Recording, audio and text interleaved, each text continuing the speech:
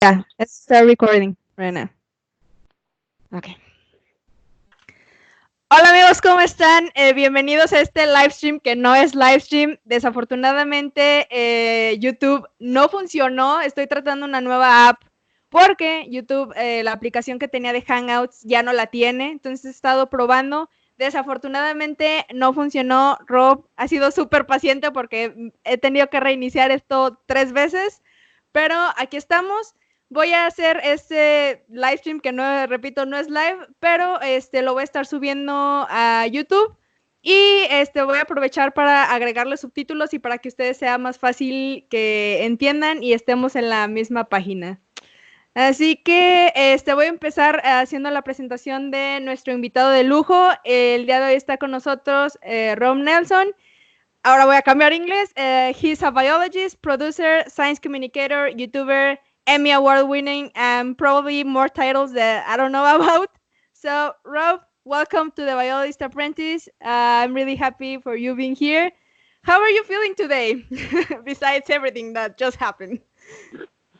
I'm feeling great. End of the day, Friday, we get to move into the weekend and I get to do fun stuff. And we get to talk science. This is good. Awesome, thank you. So first, I was checking all your work. You have a great body of work and so much stuff. So I'll try to summarize everything in about 45 minutes. So we're gonna start with your background. Um, as I always talk to my friends, we have as a biologist, we have kind of the same background. We started like very curious child in when we were kids. So I want to know how everything started. How you decided to study biology? Well, I originally wanted to have a fish tank store. I wanted to have a store where I could sell fish. So I started having aquariums and stuff. And I really liked watching the fish in these fish tanks. When I was a freshman in high school, I had 5 tanks in my room, and I would collect fish of different types. I had a piranha. That was quite fun. I had a lot of different fish, but I went to, or I started looking for colleges originally that would allow me to do fish science, and I thought it was all going to direct towards becoming a store owner because that's all I knew. And when I started looking for colleges, I visited the University of Miami in Florida and went scuba diving down there in southern Florida, and it was so amazing that I decided that instead of doing fish in aquariums, I should be doing fish in the ocean, and that I should study that. And that's kind of what got me into my whole path. And then things changed a little from then, but that's how I started. Yeah, because you went to the University of Miami, you studied biology and marine science, and Right. then I guess you decided to go in the same path, and then you went to the University of Hawaii. And then you study behavioral and population ecology and marine fishes. So you keep your love for fishes in the same way, in the same path, right? Um, yeah. So I ended up getting a master's degree in population biology of fishes. So essentially, I just studied how the different shrimp gobies is what I studied. These little fish that live in the sand flats.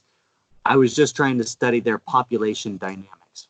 All complex stuff, but it's not that complex. I was just trying to see how they interacted with everybody else in their environment.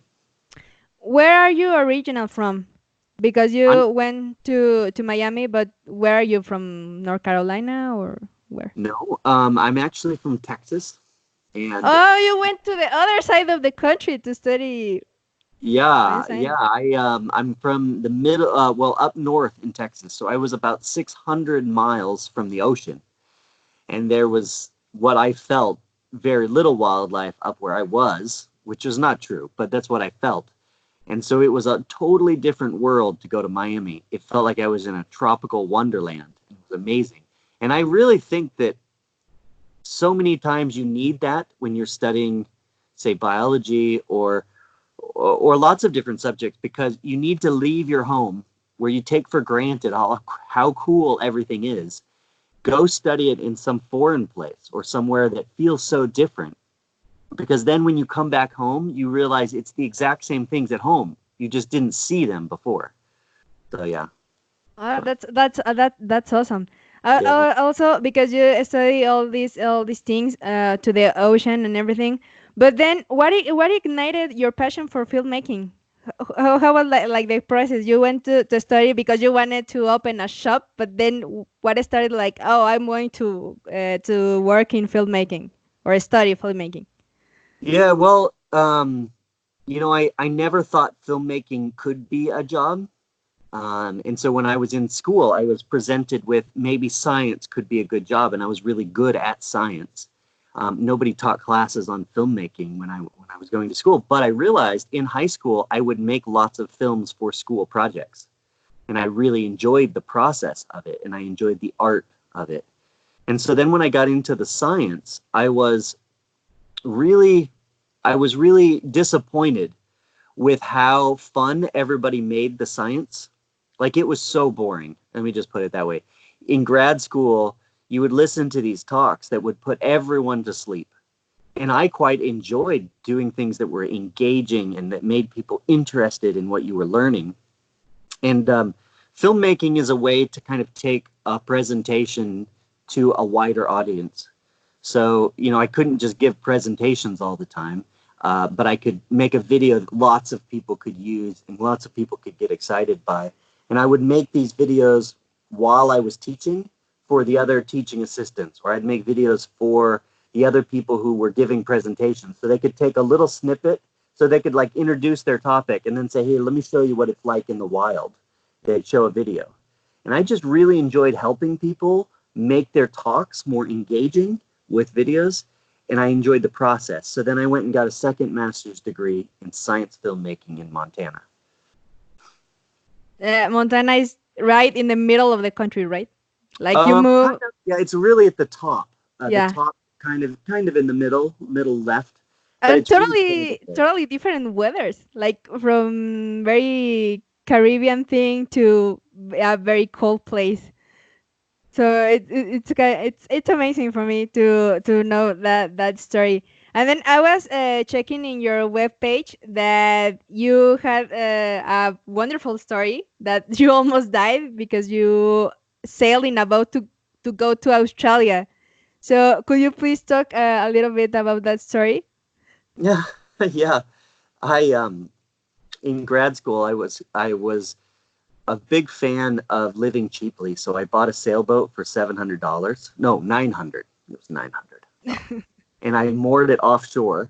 So I would sleep on my boat, and then I would ride my bike to school every day, and it was super cheap because I didn't have to pay any rent. And I got this idea. I was engaged at the time to this girl who was in Australia, but she was far away, and as a kid, I was just controlled by love. And so I was like, I have this idea. I can't afford a ticket to Australia, but maybe I'll sail my sailboat 4,000 miles across the Pacific Ocean and just show up on her door. She would love that. So I was going to pack the front of this little sailboat with rice and then go sailing. And luckily that did not happen, because a week before I decided to leave, I ended up crashing my boat, sinking it in this huge storm, actually. It flipped the whole thing end over end, smashed it to pieces, and I got rescued by the Coast Guard several hours later.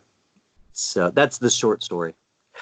Yeah, it was I was. quite traumatic, but Yes, I a was. good experience to have, else I would have died somewhere in the Yeah. Pacific. I didn't know how to sail either, so that was a problem. What you were thinking?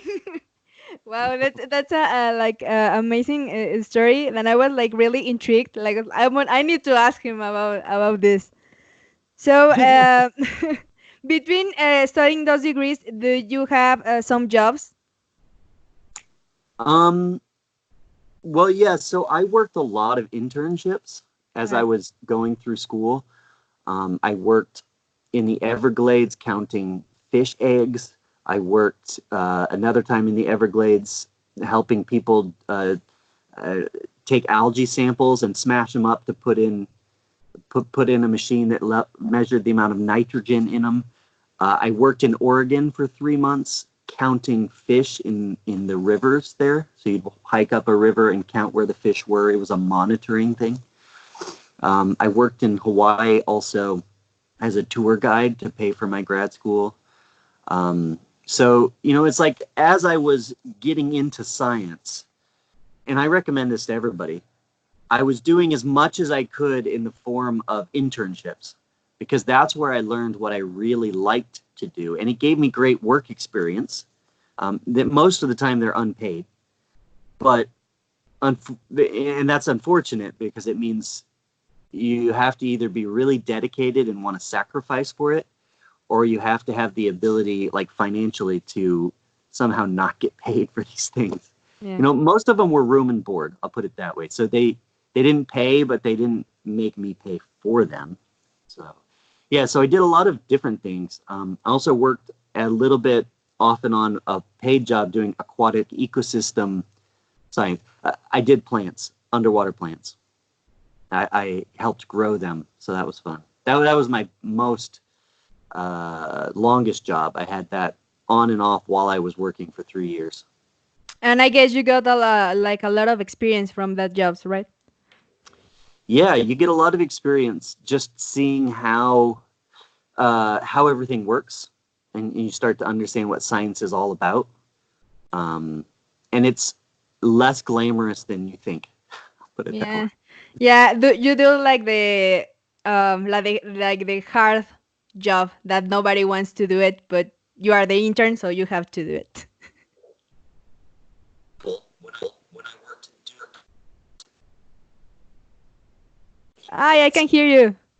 Can you hear me now? No, I hear you, but.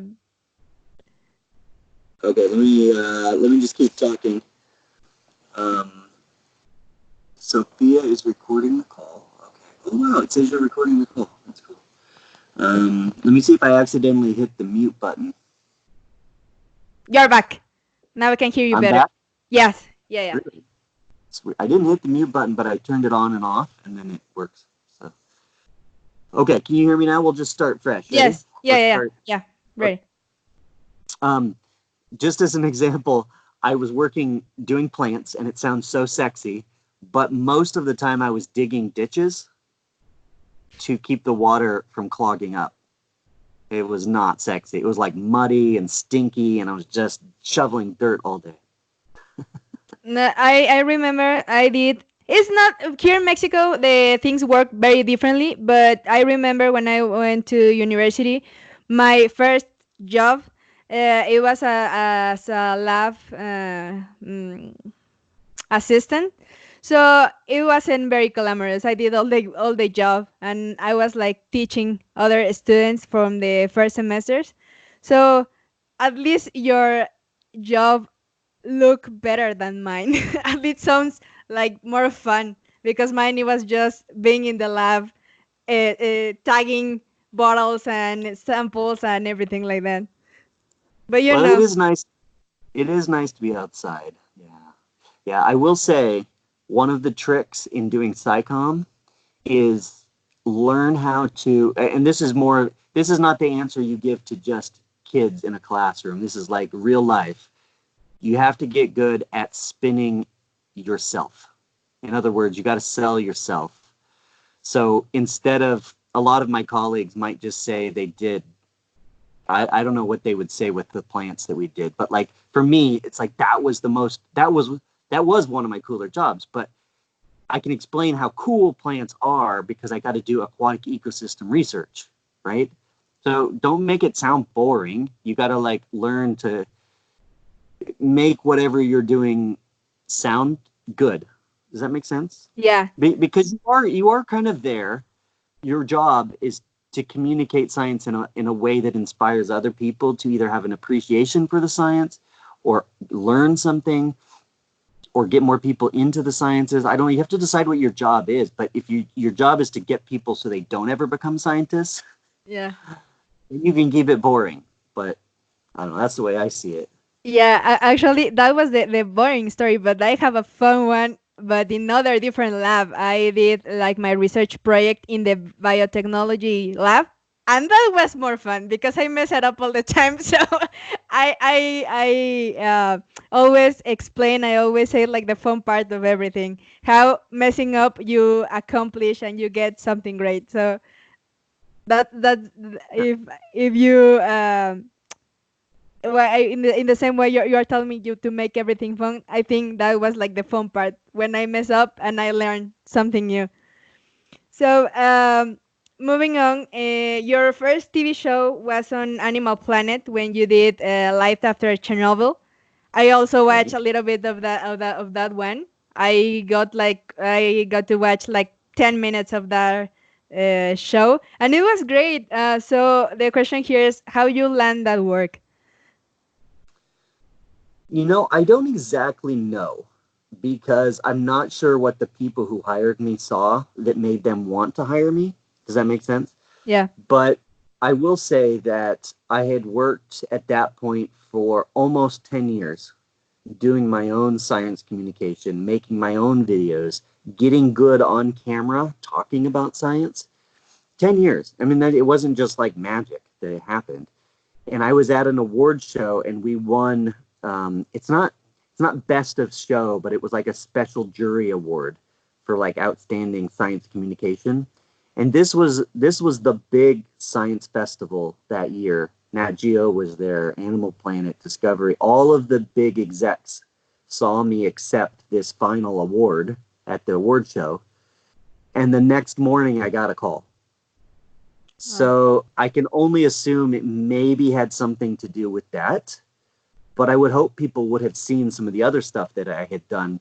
But it's this weird thing in science communication or in TV and entertainment in general. When someone's seen as being hot, everybody wants that person. Okay. Oh yeah. I've had that happen before. Like I get called a lot all of a sudden, and then nobody will call for like months and months and months. And then all of a sudden, I don't know what happens. And so that I think that helped. I had made a lot of shows, or I had made a lot of my own stuff before, and won some awards, and then I got called. You when you're talking about the award, are you referring to the Emmy one? No, the Emmy was a month after that. No, That's a huge this was one.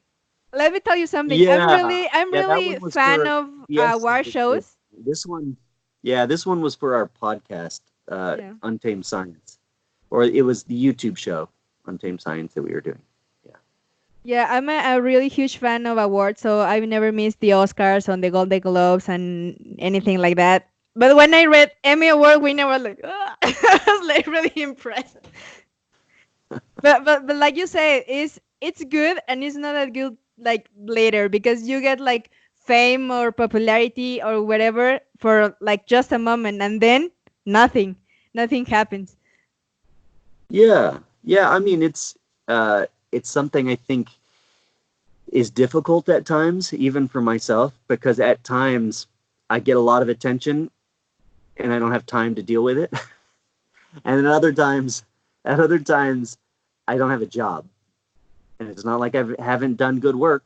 Even in the last 2 years, like there have been times where I just have nobody calling me and you don't know what's wrong. And, so I just mention that because a lot of people, I think that, you know, maybe they see me and they think, oh, he's got it already made. This whole career, this whole path is actually quite challenging. And you're always going to be going up and down, I think. Some people might not, but everybody I know does it. So, Yeah, thank you for letting me know that one. yeah. So I don't feel that bad anymore. Um, what were you were doing when you got this show, the Life After Chernobyl? You just finished your master degree, or No, so the Life After Chernobyl was 2013, I think, or 2014. I can't remember. One of those years. I had just finished my second master's degree in 2010. So I had been working for a few years running Untamed Science, our little business. We had just finished working with Pearson Publishing, making all of the science videos for their textbooks. And I was actually in need of work, so it was quite nice to get that job. Yeah, because you did that, and you host some seasons in Science Channel, Secrets of the Underworld, and then Discovery Channel, and then World's Weirdest on National Geographic. So that's pretty cool. And then you did D News with Julia Wild, that I also know. She's great. So that's awesome. What was your favorite project from all of those? You know, Chernobyl was pretty high up there, partly because it was my first one. But it was being in Chernobyl. It was pretty cool. The whole project of Secrets of the Underground, like as a whole, was pretty amazing. You know, you only get to spend 4 or 5 days in any one location, though. The thing people don't realize that. That's how long it takes to shoot a TV show. An hour-long show is shot in 5 days. And so you really don't have a lot of time in many of these places. Secrets of the Underground, we got to go to Poland to look for Nazi gold, which was really awesome.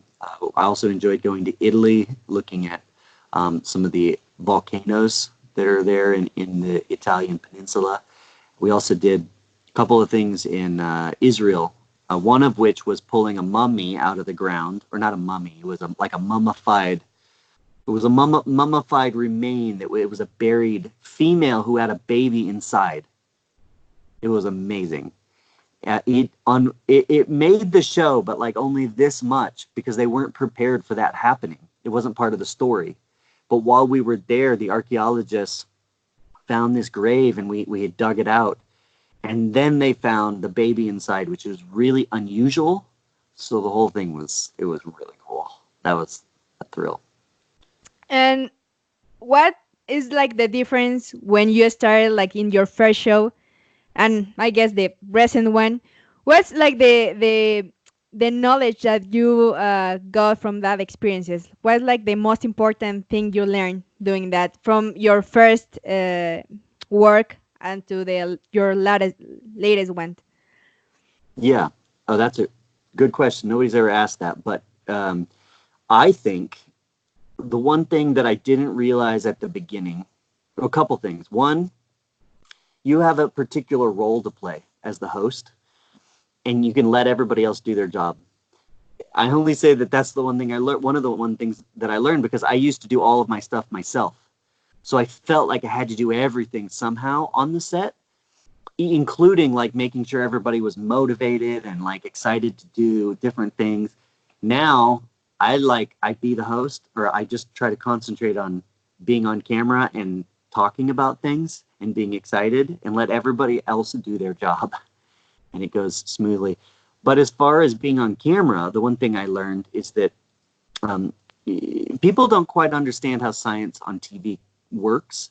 They give you an outline, and you know more or less what the story is. So, for instance, in Chernobyl, the story is going to start with wolves, and then we're going to move, and we're going to talk about the radioactive red forest that's there, and then we're going to talk about the insects having mutations. And each day is a different topic, and they more or less give you, they write it out as a script, but it's not a script, if that makes sense. And at the beginning, I couldn't see past the words that they wrote and what they wanted us to cover. So it felt really scripted to me, much of what we were doing in the original shows.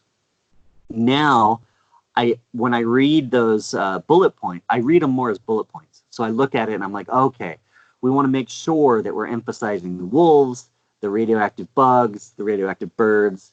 Like, what can I learn about it? Let's communicate that to the audience in a fun way. So I totally forget. I throw the script out the window now, and I just talk, emphasizing the excitement of what is happening at the moment. Whereas it's kind of like, here's a great example. When you first are teaching in front of an audience, right? Or you get up in front of an audience, you're so fixed on what you have to say, the words. You're fixed on the words and not the message. And as people progress and they get more used to being in front of a crowd, it comes more naturally. You're forgetting about you're not thinking, what's the script that I'm saying? What are the exact words I have to say? You're trying to get out the message more. And so I was able to gain some confidence as I continued on. So that's what I learned. Oh, that's great. I'm learning a lot in this conversation, so that's really great. Good. Yeah, because the same thing happens. I remember the first time I did like a talk in front of a big audience, and I was like really nervous, trying to remember the exact words that I learned from an script. I remember it was something about biological control, and I was like so worried and everything. But when I finished, everyone was like so fascinated with my talk, like, "Oh my God, you were like," but I didn't like it. I felt bad because this is not me. This is not the way I talk. I can do this like this. So in the next Right. ones, I try to prepare, like I always prepare because I'm like that. But I try to be more spontaneous, to engage people with the story and with the things I have to say, but know that I learn from some place, try to relate the information with my own experiences and everything. So I think that, like you said, works better and tries to accomplish like the message you want to came across. So that's the thing. So the other subject, Untamed Science, how everything started with that. Well, so we had a podcast called The Wild Classroom originally, and that was our award-winning podcast. It was a video podcast. It was on iTunes, and we won a bunch of awards for The Wild Classroom. It was me and my friend Hazen and my friend Jonas originally. And then Pearson Publishing came to us, and they said, "We love The Wild Classroom. We want you to do that for us." Unfortunately, that name was taken. So we had to come up with a new name. So that's how it became Untamed Science. It was The Wild Classroom. At that stage, they said, "We want to give you $1 million a year to make videos." Not me, but the company. And so I hired 12 people to help me do this, and they had teams. And so we pumped out almost 400 videos in 3 years, 400 like quite high-end videos at about, well, it was anywhere between $500,000 and $1 million a year. This is me just being honest, so you can see how I started. So I had to ramp up really fast. Unfortunately, I mean, I didn't want to have to ramp up so fast. You kind of want to get people onto your team slowly. You can kind of see who's good and who's not. So I had to hire a bunch of people fast. And that became Untamed Science. But then we had 12 people, and overnight, because of the crash in the economy, we had to let everybody go, almost. Or we basically said, we've got 1 or 2 months left. We got to find a job or everyone's done. And so it just kind of, eventually people dropped off and found another job. So Untamed Science is now, it's now me and Jonas, basically. But that was how it started. Yeah, because I check out that channel and you have like over 9 million views. So that's pretty impressive.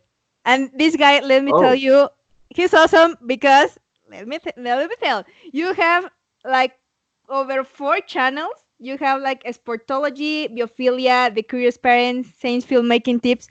How do you do all the work? I mean, it's a lot of channels, and the question is, all of those started at the same time as the Untamed Science, or every channel is like a ramification of the same channel or a different thing?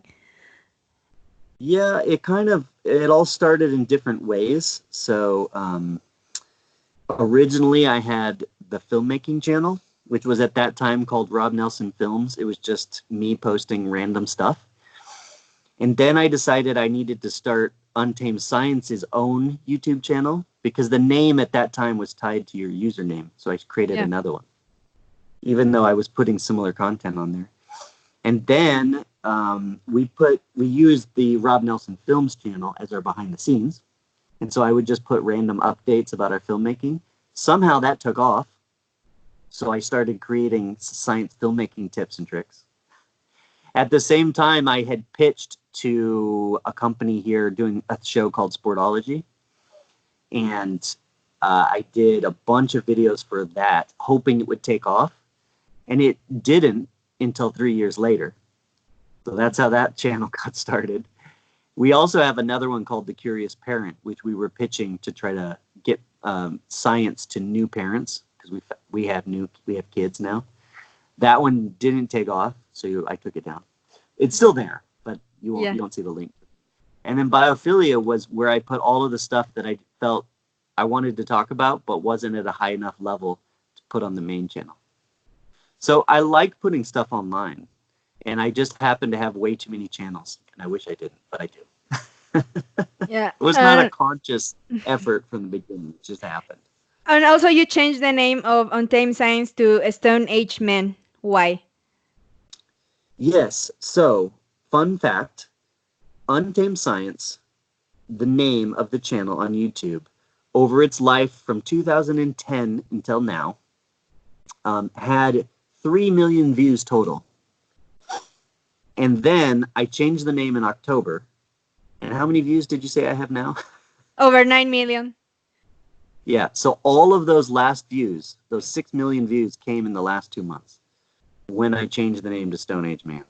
So it was a little bit of a rebrand, and I would not have predicted that it would take off right then.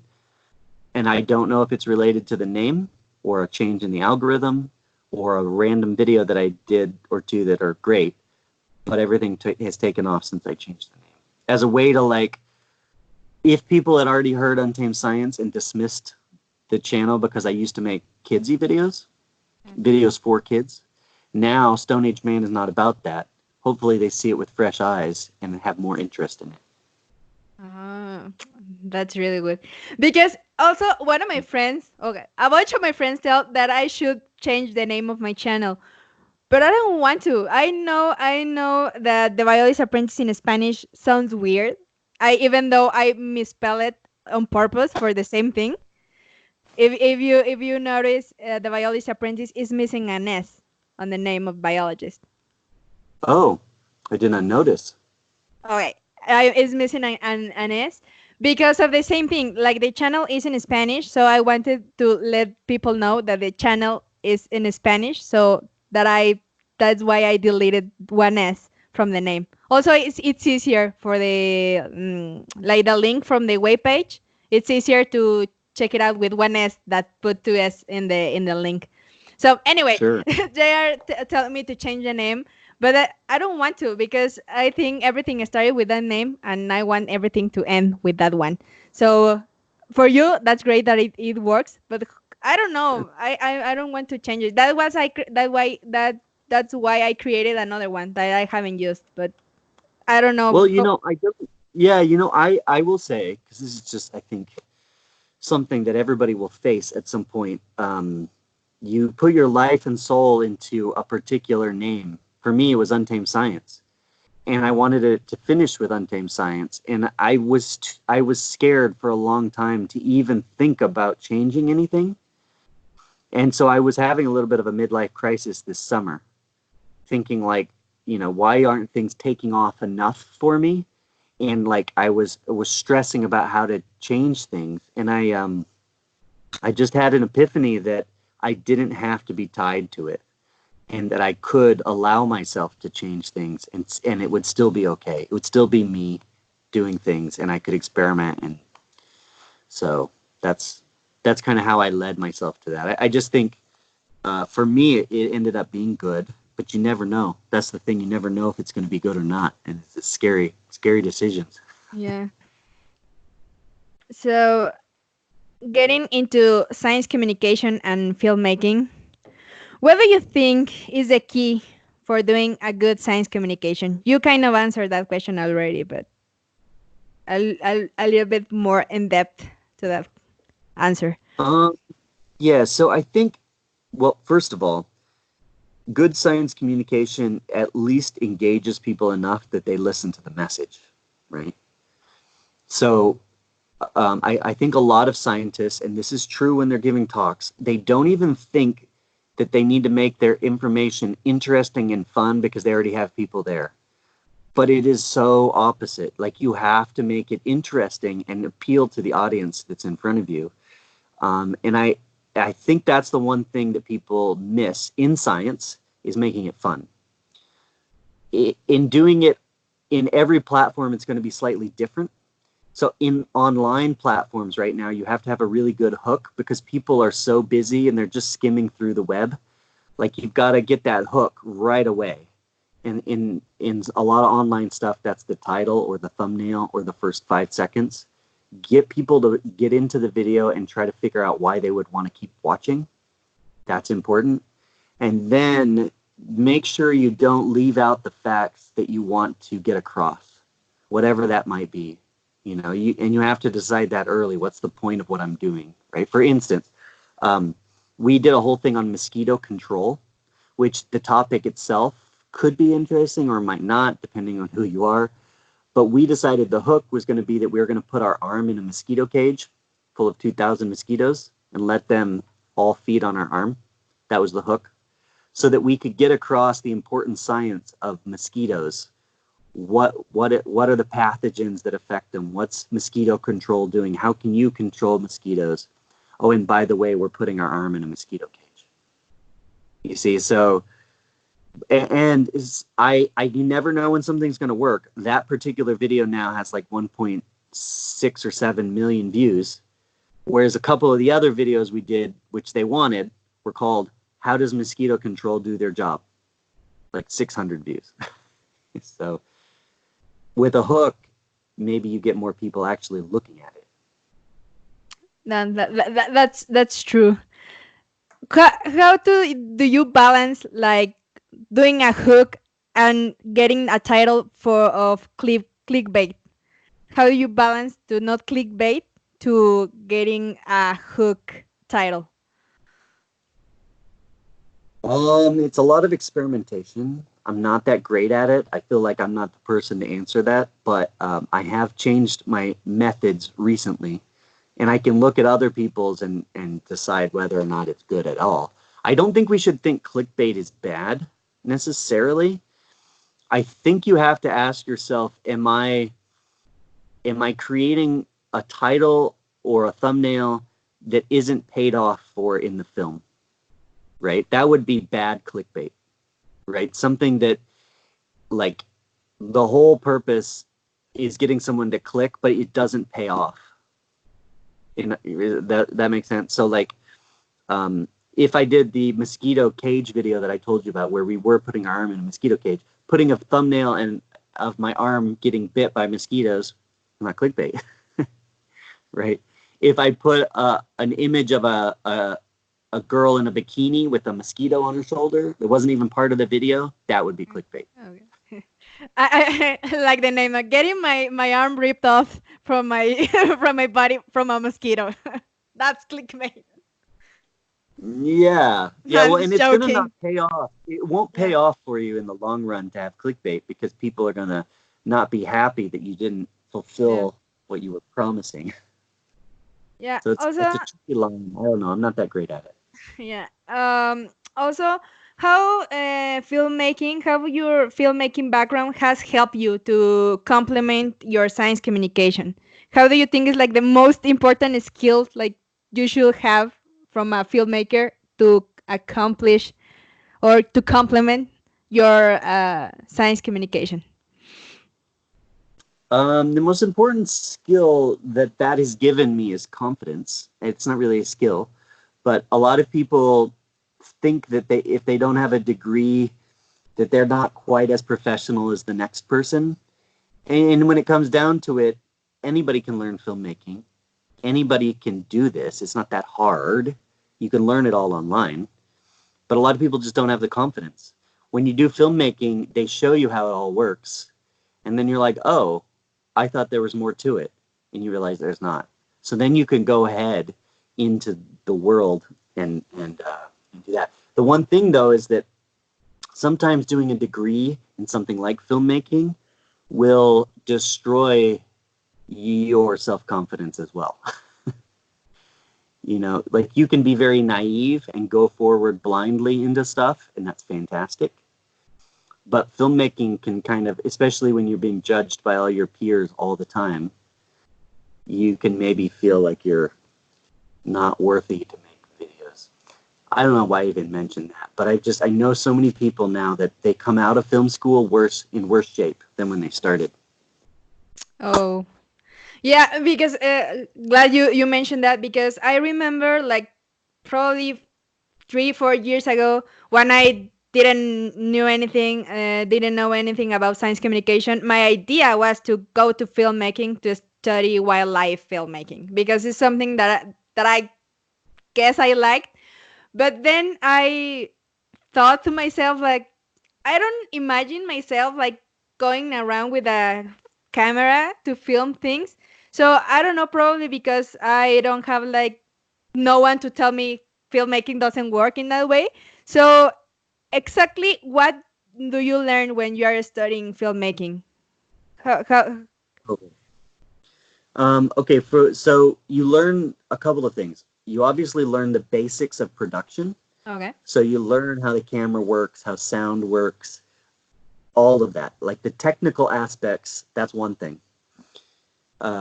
You also learn how to pitch stories. So we do lots of work on how do you sell it to a commissioner? How do you talk to TV networks? And then we do a lot of work at filmmaking school. Kind of the benefit is that it makes you think deeper about important ethical things, important science filmmaking topics. So here's an example. It's really easy to start making wildlife films and talk about what the wild is. Like, what does it mean to be wild? We read 3 books on it. It's overkill, I think.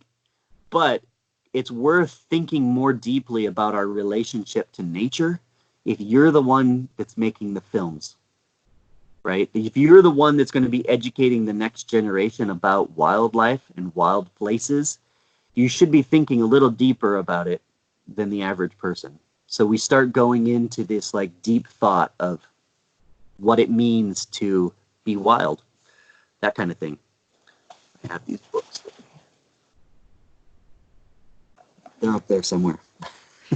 I could grab them for you now, but they're up there. Okay, talking about science and nature films, you have a great book called How to Make Science and Nature Films that you did with Dan Bertalan. Probably I'm saying his last name wrong. That one. So, who decided to write a book, or how you got the idea? Funny you would ask, but I was out of a job for a month, and so I decided to write a book with my friend Dan because we didn't have a job. So that was how it worked. Sorry. That's But okay, I can tell you that is practically why we were allowed to write the book. But from the why would I even want to write a book, I think that does stem to the fact that I do want to teach people how, I want to give people the ability to make science films on their own, right? You know, the subtitle of the book is how to make science and nature films, but how you can change the world using your video camera. Oh. That's the essence of the book. It's like, here are the skills, here's the practical skills that you need to think about so that you, as the next group of people going out, can make a difference, hopefully. I mean, it's not just ethics. There's one chapter on ethics. It's mostly the practical skills that you might need. But I just felt like there weren't any books out there specifically on how to do science and nature films.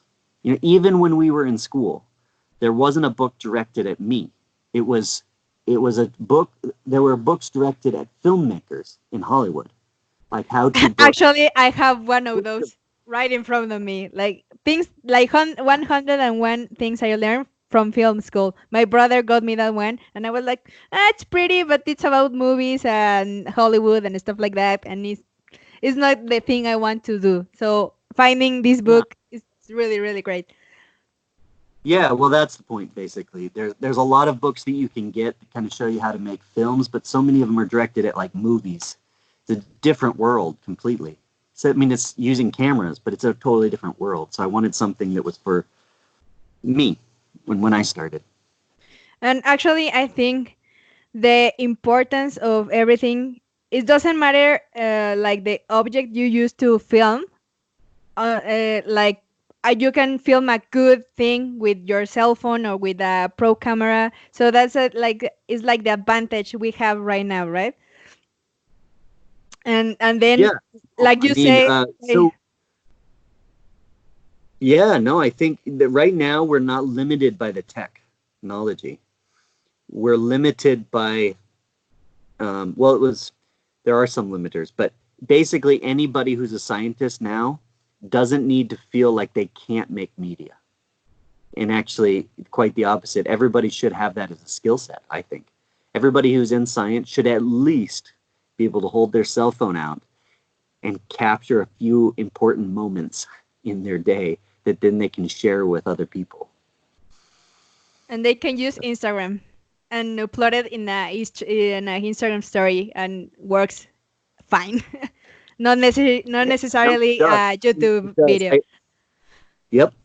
It creates other problems. Part of the problem that I'm just going to throw out there that I see is that now we verge on having too much media, and people can't distinguish what's worth listening to, right? So as an example, well, just to relate it, so in the news, we always used to know what the reliable news sources were. Now we don't know. Similarly, in animal conservation, there are a lot of people who pretend to do science conservation or to do animal conservation. Maybe they're in bikinis, or they're just models and they look really good with an animal, and they're telling you to do this or that. And then you have scientists who have spent their whole life doing it. What do you listen to if you're the consumer? You don't know. And it's too hard to distinguish post to post because there's so many people out there now. It can be a problem, and I think will be a bigger problem even into the future. I have never thought about it, but that's a great point. That's a great point, because I have a very good example, but I'm not saying names. But here in Mexico, we have a guy that he's a presenter, but he was an actor before, and he's like a natural conservationist and stuff like that. But in the way he was an actor, I don't believe him a thing. I think everything he says is prepared and scripted, and the only thing he wants is views and followers. And I think when someone is looking just for, I'll say, fame or popularity or something like that, Right. it lost like every credibility that I had in the first place before know who this guy was. So Right. 100%. Yeah. Mm-hmm. that's like very, very important. Yeah. And here's the other problem that I think it creates is that because anybody can create stuff, now there's so many people creating stuff that the only people really getting stuff back are the people who own the platforms, right? Instagram and Facebook, and everybody else feels like they're unpaid interns.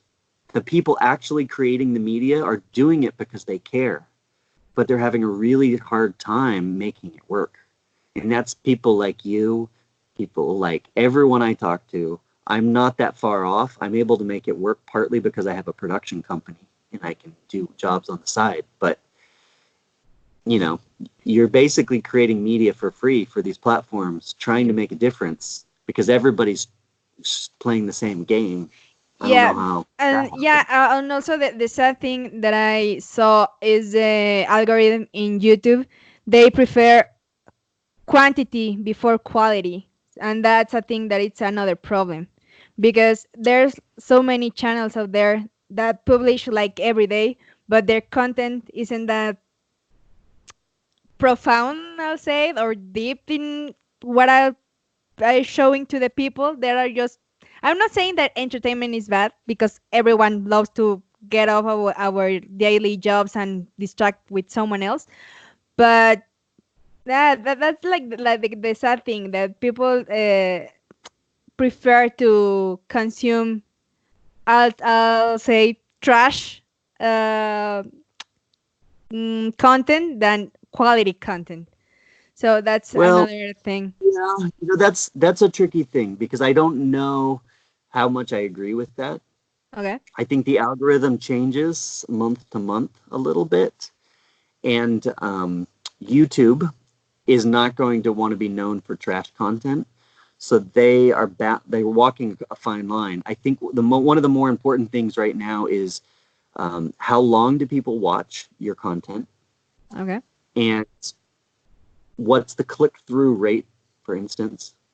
And like retention time, those kind of things, right? So if you have a following that even if you create crappy stuff, if people like you, they're going to click on it and keep watching. So it may fool the algorithm thinking that it's better than it is, maybe from an outside perspective. But you've got to get people to click and keep watching. That's the game. Yeah. So how do you do it?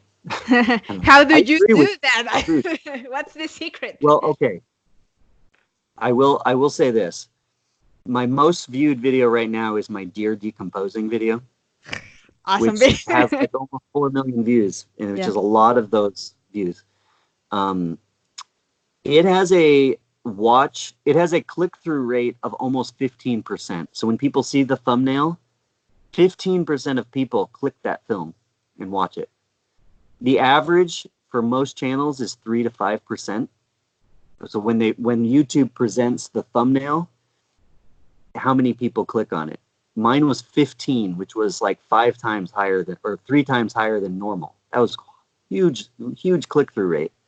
I think that was the title and the thumbnail. And then I think I set it up in a way that it had a huge retention. So it was at like 80% retention up until like 4 minutes through. Like most of my stuff drops to 50% retention in the first 30 seconds. So it had a huge retention and a huge click-through rate, and it did well. I don't know. It wasn't any better than any of the rest of my content. In fact, I spent less time on that video. But who knows? Who knows? A couple of months ago, I read this book called Bibliocracy that is talks about how viral videos go viral. So at this point, nobody knows why viral videos go viral. I don't know, and sometimes it's just a very silly video, and sometimes it's a very complex one. So who knows? Who knows? But I do think if you create a quality video, it will last longer. So there's that. Yeah, you need to like retain your viewers like the first 2 minutes of the video. If not, they are gone. Like next. So what are your favorite science communicators? You watch content from other creators? Yeah. So, well, to be honest, I don't watch religiously that many other science communicators for 2 reasons. One, I get jealous when they do well. That's natural. Secondly, I don't want to start becoming the other person that I watch. So even if I like somebody, I'll stop watching their stuff just because it's like I get it, but I want to make sure that I'm different. Like I really like Derek from Veritasium, and he's good, and I've already decided I enjoy his stuff, but I don't watch a lot of his stuff just because we can be colleagues, and I don't have to watch everything he does. And I don't want to become Derek. He has his own style, but he's closest to my style, I think, in some ways. And then I really like Phil Torres, partly because I know Phil Torres. Okay. Phil Torres, the what should I call Phil? Science enthusiast / model. Okay. Got a really good smile. But Phil and I share a similar motivation for making science content that's nature themed. So I like his stuff. I could go on. I really like also Physics Girl. She does good stuff. Yeah, actually, I'm really glad you say that, because when people ask me if I watch other creators or other science communicators, I always say no because of the same thing as you. Because getting like my own style, yes, I watch you. Yeah, yeah. You know that. You know now that already. Oh, okay. When because Acceptable. You don't have to. That's okay. I get it. when I started in YouTube and making YouTube videos, for me the most hard thing was to have an style, to be myself, because in front of a camera, for me, I was a completely different person. Usually I'm very shy when I don't know the other person, but I was super shy in front of the camera. I was like terrible. But now I was like getting confidence, so I started watching other creators, but no science related, because of the same thing. So I discovered you, and when it was science related, I discovered you and Anna Rothschild. I probably know that I really like her videos since I don't know when, because I always let her know that I really like her stuff. And I also discovered Emily Gracely. So Oh, those nice. so, but the thing was that I discovered everyone that were in the US, but in Mexico, it was like nobody. So it was like harder to me to relate to Well, you how were am the I. first one, right? Yes, I know. Yes, I know. But how am I supposed to do this without any reference? So, I mean, in my own language. So I started like to checking out and okay, I don't know how to do this, but I'll do it anyway. So I try to create like my own personality and develop it, and I think it's working like well. But I'll try to always try to make better things and to be better than myself, if that makes sense. Like the last video was this one, but I want to create like a better thing from the last thing that I did. So it's kind of hard, and I think the hardest thing is to create your own style and your own person in camera. So I don't know if that's true, but for me it is. Yeah. No, I think that's one of the hardest things for sure. Actually, being yourself on camera, I think, is really hard. And that's related to what you said. But so many people already have a good personality. It's what you develop your whole life. But then as soon as the camera turns on, you are a different person. You lose that spark that you have in normal life. Yeah, You know? So yeah, I just it that's happens. what I found. People that are new, they it's hard for them to like shine on camera, even though they're amazing in real life. So, yeah, yeah, whatever. So to continue with your future projects, what well before that, what you currently working on besides Untimed Science videos? Well, I shifted mostly now to Stone Age Man, which is my new Oh yeah, series. sorry. Yeah, yeah, but I mean the emphasis now is all going to be on that, but it's trying to find ways to work with people that can help fund it. Maybe some brand alliances and stuff like that. But I just I really feel passionate that the problem right now is not getting people excited about science. They already are excited about science, and there are a lot of people doing that.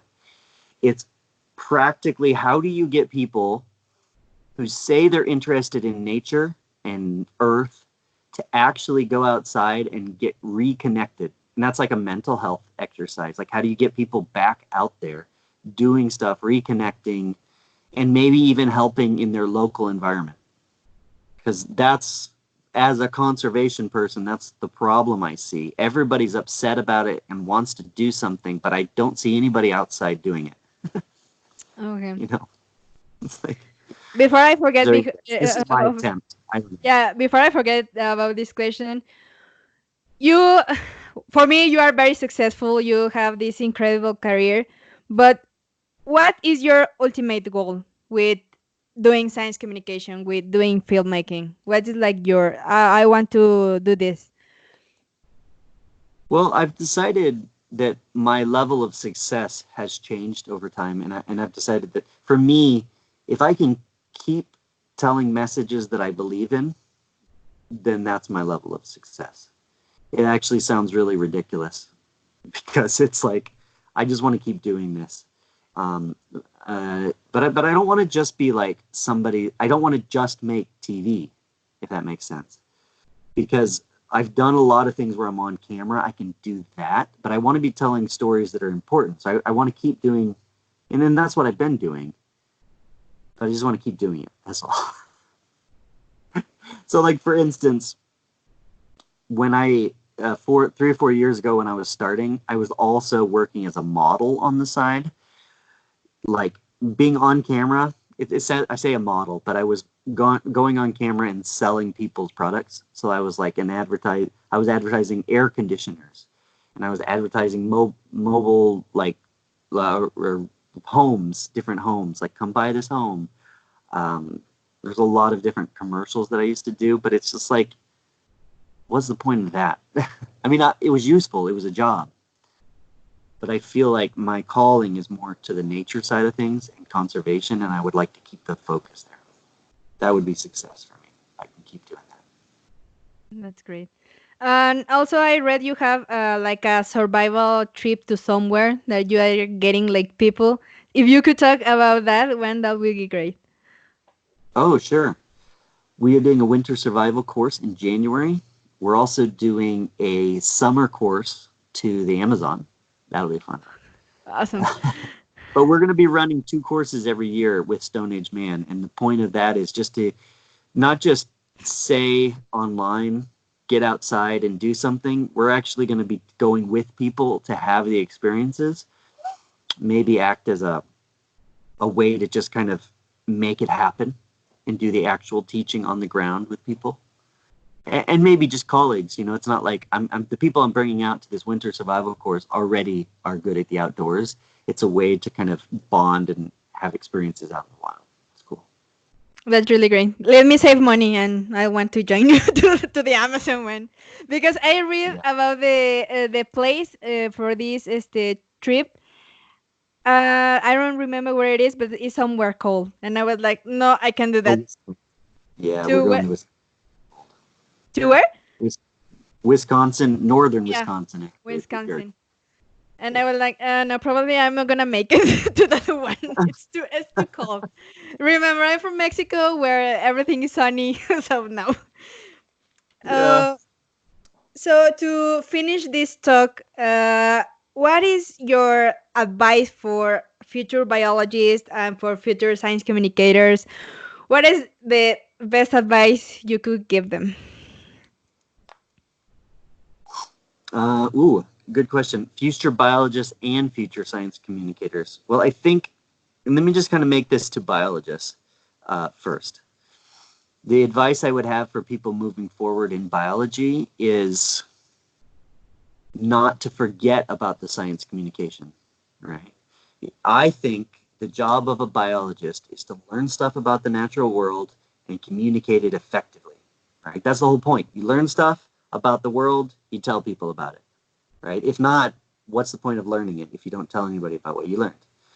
And so much of biology is concentrated on the learning, and then they write it in a paper, and they don't do the communication. So like, let's bring science communication up to the level where it's at the same as doing research. Like, you should be just as good at science communication as you are at collecting the data, or it should be very acceptable to hire somebody like me or you, or somebody who's really good at this part to tag team with this part so that they're together. You know, I think moving forward, we're going to have a PR issue. Biologists need to communicate effectively how to solve these important problems that they're in. And the only way to do that is to bring this communication level up, right? Because right now, people don't know what to believe.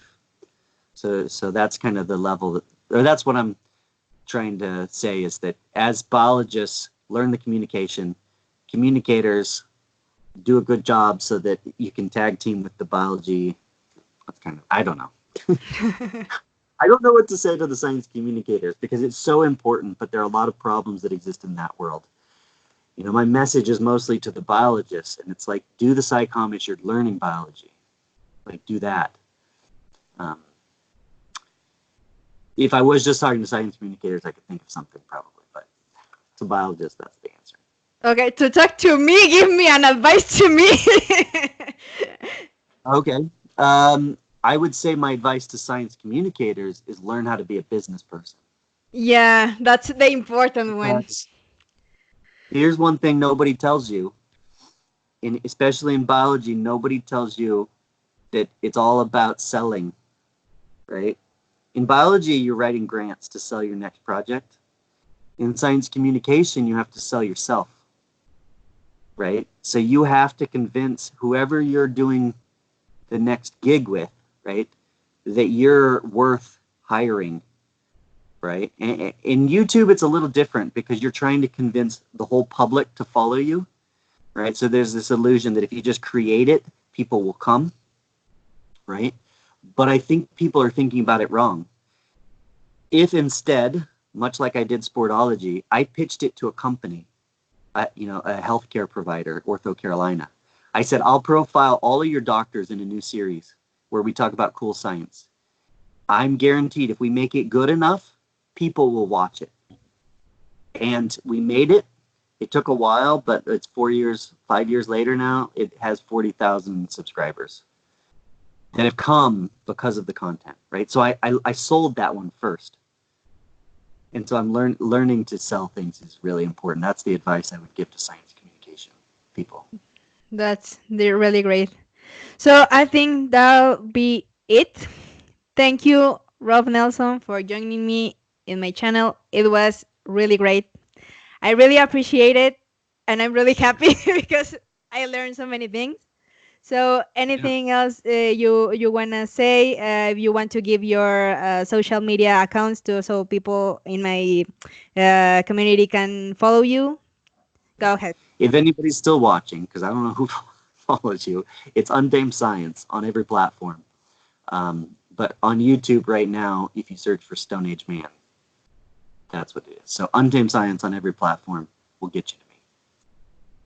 Thank you very much. And y eso es todo, amigos. Esa fue la plática con Rob Nelson. Voy a traducir esta plática para que se les haga más fácil. Muchas gracias a todos y pues hasta la próxima. I'm just gonna stop recording. Okay.